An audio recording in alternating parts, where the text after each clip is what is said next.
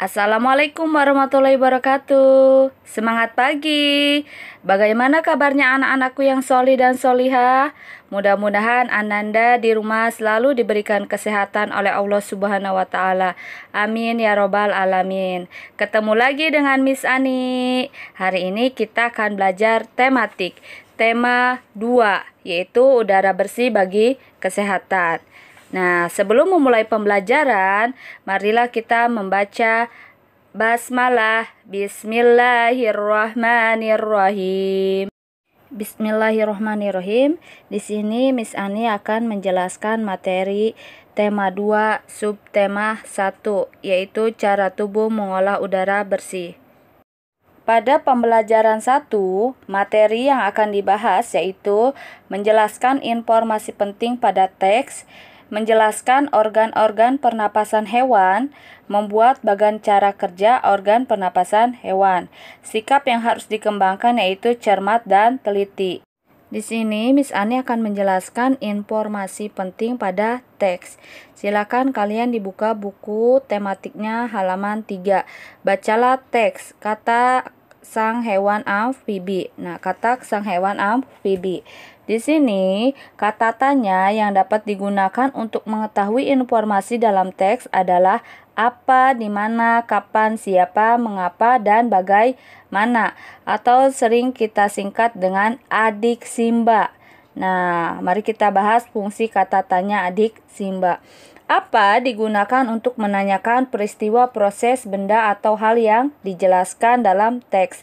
Di mana digunakan untuk menanyakan tempat terjadinya suatu peristiwa dalam teks. Kapan digunakan untuk menanyakan waktu terjadinya suatu peristiwa dalam teks. Siapa digunakan untuk menanyakan orang atau pihak yang terlibat dalam suatu peristiwa. Mengapa digunakan untuk menanyakan sebab atau alasan terjadi suatu peristiwa dalam teks. Yang terakhir adalah bagaimana digunakan untuk menanyakan proses terjadinya suatu peristiwa dalam teks. Nah, silakan kalian baca ya teksnya kata sang hewan amfibi. Nah, di sini ada pertanyaannya ya. Kita bahas bareng-bareng ya. Apa nama hewan yang dijelaskan dalam teks? Yaitu katak. Di mana tempat hidup hewan tersebut? Di darat dan di air. Kapan hewan tersebut biasa muncul? Yaitu muncul pada saat hujan atau di sungai saja. Nah, siapa yang menggolongkan hewan tersebut ke dalam kelompok amfibi? Siapa? Yaitu para ilmuwan. Nah, mengapa hewan tersebut digolongkan ke dalam kelompok hewan amfibi? Karena jenis hewan yang hidup di dua tempat, yaitu termasuk hewan amfibi. Bagaimana cara hewan tersebut bernapas? Yaitu jawabannya, sistem pernapasan katak dewasa terjadi melalui paru-paru dan kulit. Saat katak masih berupa berudu atau kecebong, ia bernapas menggunakan insang. Oke, sampai sini paham? Kemudian, Miss Ani akan menjelaskan organ-organ pernapasan hewan yang ada pada teks halaman 4. Sistem pernapasan ikan. Ikan bernapas menggunakan insang. Ikan mengambil oksigen yang terkandung dalam air melewati insang. Insang ikan terdiri atas bagian lengkung insang dan lembaran insang. Pada lengkung insang, tumbuh pasangan rigi-rigi yang berguna untuk menyaring air yang masuk melalui insang. Lembar insang tersusun atas lembaran-lembaran lunak berbentuk sisik dan berwarna merah. Lembaran insang berwarna merah karena mengandung banyak pembuluh darah. Pada lembaran yang kaya pembuluh darah ini, pertukaran karbon dioksida dan oksigen terjadi. Proses pernapasan ikan terdiri atas dua tahap, yaitu inspirasi dan ekspirasi. Setelah membaca, cobalah buatlah ringkasan dalam bentuk bagan tentang sistem pernapasan ikan. Nah, proses pernapasan ikan tadi dibagi dua tahap, yaitu inspirasi dan ekspirasi. Apa itu inspirasi? Inspirasi yaitu masuknya udara ke dalam tubuh. Nah, tahap inspirasi pada ikan yaitu air masuk melalui mulut ikan. Bersamaan dengan itu, tutup insang menutup sehingga air mengalir ke dalam insang. Nah, selanjutnya tahap ekspirasi. X artinya berarti keluar, yaitu mengeluarkan udara dari dalam tubuh. Nah, tahapan ekspirasi pada ikan yaitu terjadi ketika mulut ikan menutup dan tutup insang membuka. Lalu air mengalir keluar melalui lembaran insang. Pada saat itu terjadilah pertukaran gas. Darah mengeluarkan karbon dioksida ke dalam air dan mengikat oksigen dari air. Pada pembelajaran kedua, materi pembahasannya yaitu menjelaskan dalam bentuk bagan cara kerja organ pernapasan manusia. Yang kedua, menentukan informasi penting dalam teks. Yang ketiga, menjelaskan tangga nada mayor dan minor. Yang keempat, menyajikan lagu dengan tangga nada mayor. Sikap yang akan dikembangkan yaitu cermat, teliti, dan percaya diri. Miss Ani akan menjelaskan dalam bentuk bagan cara kerja organ pernapasan manusia. Menghirup udara merupakan salah satu proses bernapas. Manusia bernapas dengan cara menghirup oksigen dan mengeluarkan karbon dioksida. Tahukah kamu organ tubuh apa saja yang berperan penting pada saat manusia bernapas? Nah, mari kita pelajari organ-organ pernapasan. Kita bernapas untuk menghirup oksigen. Dalam tubuh, oksigen digunakan untuk proses pembentukan energi. Pada proses tersebut dihasilkan energi, karbon dioksida, dan uap air. Organ pernapasan manusia adalah paru-paru. Nah, bagaimana alur pernapasan manusia? Yang pertama yaitu udara masuk ke tubuh melalui hidung, menuju rongga hidung, trakea, bronkus, dan paru-paru. Di dalam hidung terjadi penyaringan debu dan kotoran, serta penyesuaian suhu udara yang dihirup. Dari hidung, udara menuju trakea, yang merupakan penghubung antara hidung dan paru-paru. Udara lalu menuju paru-paru. Bagian dalam paru-paru memiliki 3 bagian, yaitu bronkus, bronkeolus, dan alveolus. Apa itu bronkus? Bronkus adalah batang tenggorokan bercabang 2 yang menuju paru-paru kanan dan kiri. Setiap bronkus mengalami percabangan lagi yang disebut bronkiolus. Pada ujung bronkiolus terdapat alveolus yang berfungsi sebagai tempat pertukaran oksigen dan karbon dioksida. Selanjutnya, Miss Ani akan menjelaskan tangga nada mayor dan minor. Tangga nada adalah urutan nada berjenjang dari tingkat terendah sampai tertinggi. Secara umum, tangga nada terdiri dari 2 jenis, yaitu tangga nada diatonis dan pentatonis. Tangga nada pentatonis hanya terdiri dari 5 nada. Tangga nada ini banyak dipakai pada musik tradisional. Tangga nada diatonis terdiri dari 7 buah nada yang berjarak 1,5 nada. Tangga nada ini terbagi menjadi 2 kelompok, yaitu tangga nada diatonis mayor dan tangga nada diatonis minor. Nah, di sini ada 7 buah nada, yaitu do, re, mi, fa, sol, la, si, do. Do ke re jaraknya 1, re ke mi jaraknya 1, mi ke fa jaraknya setengah, fa ke sol jaraknya 1, sol ke la jaraknya 1, la ke si jaraknya 1, dan si ke do jaraknya setengah. Jadi jaraknya nada diatonis mayor yaitu 1, 1 setengah, 1, 1, 1 setengah. Nah, ciri-ciri lagu diatonis mayor umumnya dinyanyikan dengan gembira, seperti lagu-lagu wajib yang bersifat semangat. Selain itu, lagu biasanya diawali dan diakhiri nada do. Nah, contohnya yaitu Hari Merdeka, Indonesia Raya, Halo Halo Bandung, Garuda Pancasila, dan Dari Sabang sampai Merauke.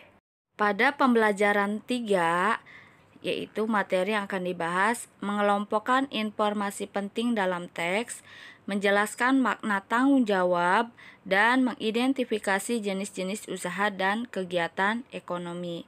Sikap apa yang akan dikembangkan? Yaitu yang pertama kerjasama dan yang kedua tanggung jawab.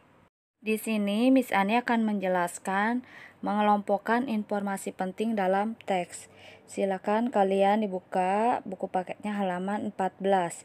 Di sini ada teks tanaman pohon pada Hari Proklamasi Indonesia. Kemudian lakukan kegiatan berikut. Nah, berdasarkan teks tersebut, jawablah pertanyaan berikut. Mari kita dijawab soal tersebut bareng-bareng ya. Nah, kegiatan apa yang dilakukan berdasarkan teks tersebut? Yaitu gerakan menanam pohon yang diadakan di sekolah Nina. Kegiatan itu diadakan untuk memperingati Hari Proklamasi Indonesia. Yang B, siapa yang melakukan kegiatan teks tersebut? Yaitu pihak sekolah dan seluruh siswa. Nah, yang C, dalam rangka apa kegiatan tersebut dilakukan? Memperingati Hari Proklamasi Indonesia. Yang keempat, yang D, apa manfaat melaksanakan kegiatan tersebut? Yaitu untuk menumbuhkan kepedulian kita terhadap lingkungan. Yang terakhir, bagaimana kegiatan tersebut berlangsung? Nah, kegiatan tersebut berlangsung yaitu penanaman bibit tanaman yang kemudian dibagikan bibit tanaman tersebut kepada masyarakat dan siswa diminta untuk mengucapkan Selamat Hari Proklamasi Indonesia. Kemudian Miss Ani akan menjelaskan makna tanggung jawab. Tanggung jawab setiap orang tidak selalu sama. Contoh-contoh tanggung jawab yang pertama adalah tanggung jawab sebagai makhluk Tuhan.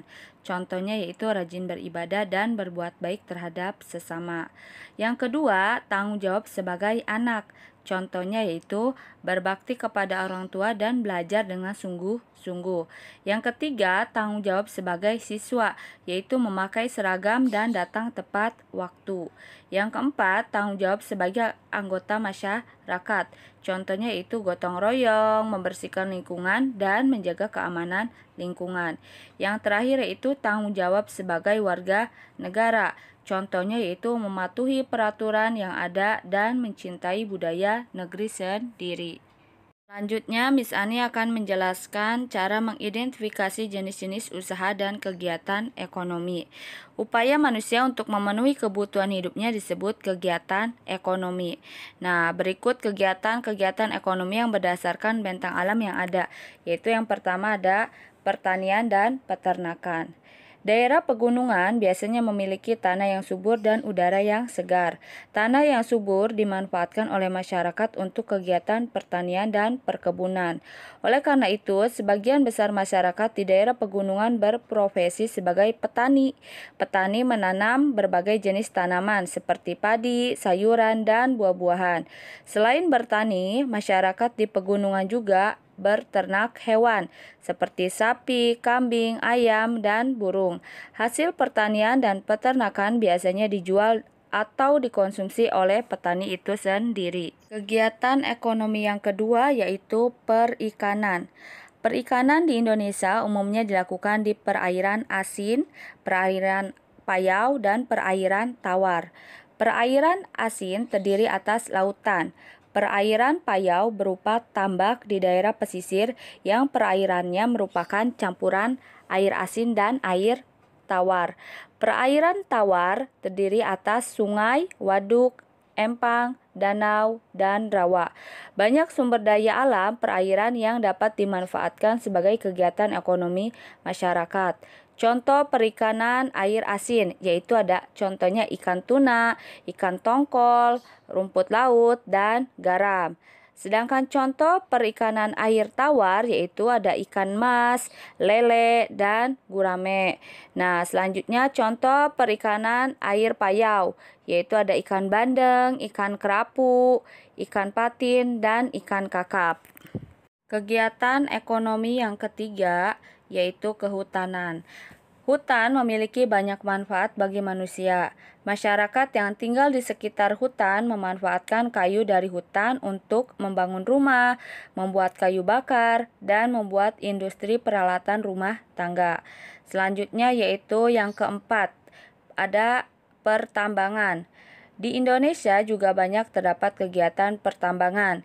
Kegiatan pertambangan merupakan kegiatan menggali dan memanfaatkan hasil logam dan non-logam yang terkandung di bumi, seperti emas, perak, tembaga, aluminium, minyak bumi, dan batu bara. Hasil pertambangan ini banyak dimanfaatkan untuk membuat perhiasan, alat-alat rumah tangga, dan bahan bakar. Kegiatan ekonomi yang kelima yaitu ada perindustrian. Industri adalah kegiatan mengolah bahan mentah menjadi bahan setengah jadi atau barang siap pakai. Kegiatan industri banyak terdapat di dataran rendah. Jenis-jenis industri yang bermunculan diantaranya adalah industri kecil, sedang, dan besar. Dan selanjutnya kegiatan ekonomi yaitu ada perdagangan. Selain perindustrian, kegiatan ekonomi yang berkembang di dataran rendah adalah perdagangan. Perdagangan Indonesia tidak hanya mencakup wilayah Indonesia saja, tetapi mencakup seluruh dunia. Kegiatan perdagangan antar negara disebut kegiatan ekspor dan impor. Materi pembelajaran keempat yaitu menyajikan informasi penting teks dalam bentuk peta konsep, mengidentifikasi jenis-jenis usaha yang ada di lingkungan sekitar, menerapkan sikap tanggung jawab pada saat pemilihan ketua RT. Sikap yang akan dikembangkan yaitu kreatif dan percaya diri. Selanjutnya kalian baca teks udara bersih di desa dan di kota. Ada pada halaman 20. Di sini misalnya akan menjelaskan cara penyajian informasi penting teks dalam bentuk peta konsep. Jawablah peta konsep berikut berdasarkan isi teks. Nah, udara bersih di desa dan di kota. Bagaimana kondisi tempat yang memiliki udara bersih? Jawabannya itu menyegarkan. Di mana tempat yang biasa memiliki udara bersih? Yaitu tempat yang banyak pepohonan. Biasanya ditemukan di daerah pedesaan atau pegunungan. Yang ketiga, bagaimana kondisi pedesaan? Kondisinya itu udaranya bersih dan menyegarkan. Di mana tempat udara bersih selain di pedesaan, yaitu tadi di pegunungan atau di hutan kota. Apa nama tempat yang memiliki udara bersih di kota? Yaitu jawabannya hutan kota. Mengapa hutan kota dibuat? Yaitu untuk mengurangi polusi udara. Selain mengurangi polusi udara, warga yang tinggal di kota juga dapat menikmati udara bersih di tengah-tengah kepadatan aktivitas kota. Selanjutnya, Miss Ani akan menjelaskan cara menerapkan sikap tanggung jawab pada saat pemilihan ketua RT. Rukun tetangga atau RT merupakan organisasi masyarakat berdasarkan asas kekeluargaan yang membantu tugas pemerintah di desa atau di kelurahan. Setiap RT dipimpin oleh seorang ketua RT. Ketua RT dipilih melalui pemilihan yang diikuti oleh warga dalam lingkungan rukun tetangga tersebut. Mengikuti pemilihan ketua RT merupakan salah satu bentuk penerapan tanggung jawab di lingkungan masyarakat. Anggota masyarakat yang sudah memiliki KTP memiliki tanggung jawab untuk ikut serta dalam proses pemilihan ketua RT, termasuk mengikuti diskusi untuk menentukan ketua RT. Dalam diskusi, hargailah pendapat orang lain. Saat ingin mengutarakan pendapat atau usulan, angkatlah tangan sebelum berbicara. Dukunglah semua hasil pemilihan. Mengikuti pemilihan ketua RT hingga menerima keputusan dengan lapang dada merupakan perwujudan tanggung jawab. Dari pembelajaran kelima yaitu yang pertama, menyajikan informasi penting teks dalam bentuk bagan. Yang kedua, menjelaskan fungsi organ pernapasan pada manusia dalam bentuk bagan. Yang ketiga, menyanyikan lagu dengan tangga nada diatonis minor. Sikap apa yang dikembangkan yaitu berani dan tanggung jawab. Kemudian kalian membaca teks bernyanyi dengan pernapasan diafragma yang ada di halaman 26. Miss Ani akan menjelaskan sedikit ya. Saat bernyanyi, manusia justru membutuhkan lebih banyak udara untuk menghasilkan suara yang baik dan enak didengar. Hal ini disebabkan banyaknya udara yang dihirup akan memenuhi diafragma.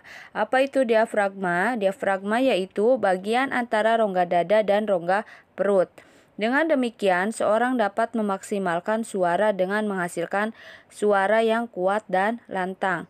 Pernapasan diafragma dilakukan dengan cara berikut. Yang pertama, saat menghirup udara, perut digembungkan untuk menampung oksigen yang menunjukkan bahwa otot diafragma sedang bekerja. Yang kedua, setelah menghirup udara, tahanlah napas sejenak dan rasakan otot perut mengencang. Yang ketiga, hembuskan napas melalui mulut dan rasakan pergerakan perut yang perlahan mengempis. Hal yang perlu diperhatikan dalam pernapasan ini adalah otot leher dan pergerakan dada saat bernapas tidak dilakukan untuk menghemat energi, termasuk dalam bernyanyi. Selanjutnya, Miss Ani akan menjelaskan fungsi organ pernapasan pada manusia dalam bentuk bagan, yaitu proses menghirup udara disebut inspirasi dan proses mengeluarkan udara disebut ekspirasi. Simak penjelasannya ya.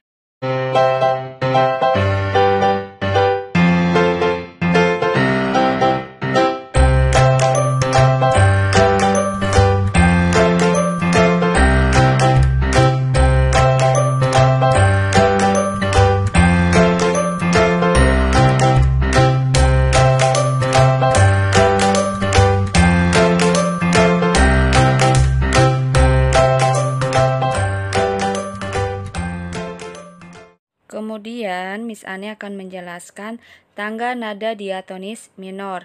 Di sini ada lagu Syukur. Nah, lagu Syukur dinyanyikan dengan sedih dan khidmat. Lagu tersebut termasuk lagu dengan tangga nada diatonis minor.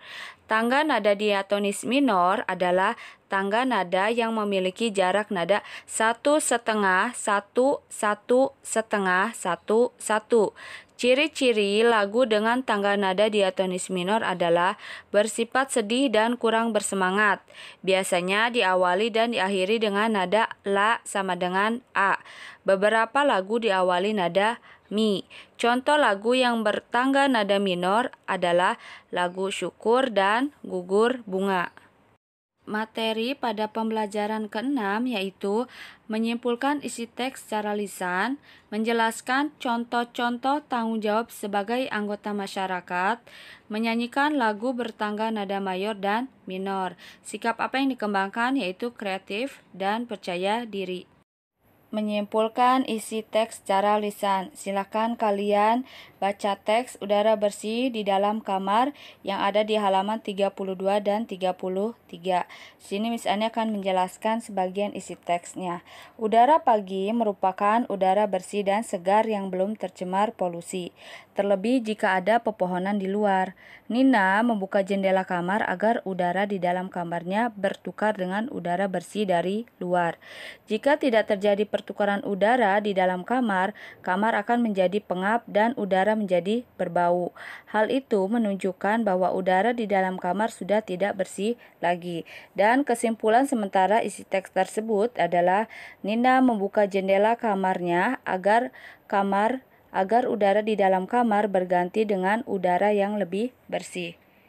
Selanjutnya, Miss Ani akan menjelaskan contoh-contoh tanggung jawab sebagai anggota masyarakat. Yang pertama, menciptakan lingkungan yang aman, damai, dan sejahtera. Salah satunya yaitu mengikuti kegiatan pos kamling.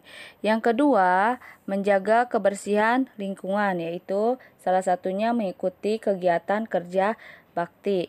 Yang ketiga, ikut serta dalam pembangunan desa, dan lain sebagainya. Tugas tematik hari ini yaitu membuat makalah tentang akibat tidak bertanggung jawab terhadap lingkungan. Bersama ayah dan bunda, carilah beberapa artikel mengenai peristiwa berikut. Yang pertama, penumpukan sampah di sungai. Yang kedua, pelanggaran lalu lintas. Yang ketiga, pembakaran sampah di sekitar pemukiman. Nah, selanjutnya kalian dapat memilih salah satu dari ketiga artikel tersebut. Nah, kalian juga bisa menambahkan gambar. Jelaskan sifat-sifat tanggung jawab yang tidak dilakukan oleh warga sesuai dengan artikelnya. Dari artikel yang kamu peroleh, buatlah sebuah makalah. Berikut langkah kegiatannya. Selamat mengerjakan anak-anakku yang solih dan solihah. Sekian penjelasan materi dari Miss Ani. Mudah-mudahan materi pembelajaran hari ini dapat kalian pahami ya. Mari kita tutup pembelajaran hari ini dengan membaca hamdalah. Alhamdulillahirabbil alamin. Tetap semangat anak-anakku yang solih dan solihah. Wassalamualaikum warahmatullahi wabarakatuh.